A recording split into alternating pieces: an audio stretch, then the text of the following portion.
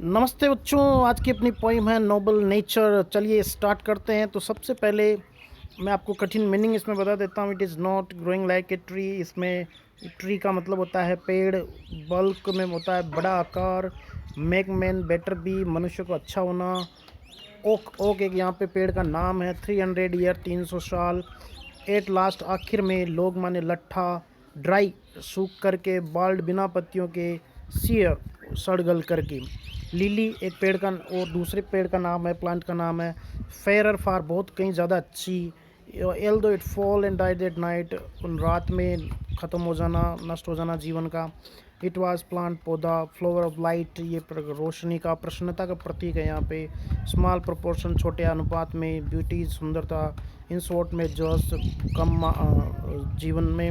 जीवन के आयु कम होना, मेजस माने लाइफ स्पेन, लाइफ में परफेक्ट भी परफेक्ट माने पूर्ण होना।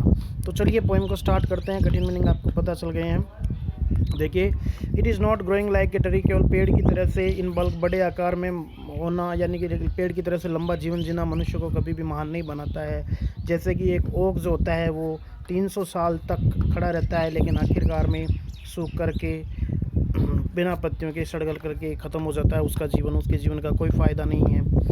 जबकि इसके विपरीत एक लिली जो है वो भले ही उसका जीवन एक दिन का होता है, फायर फार इन मई उससे कहीं ज़्यादा अच्छी है, क्योंकि भले ही एक इसका जीवन छोटा होता है, लेकिन देखने वालों को ये जब पुष्प खिलता है तो उसको आनंद दे देता है, प्रसन्नता दे जाता है।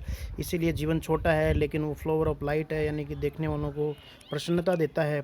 इस कारण से जीवन ऐसा होना चाहिए जो भले ही छोटा हो, लेकिन अपने कार्य महान होने चाहिए।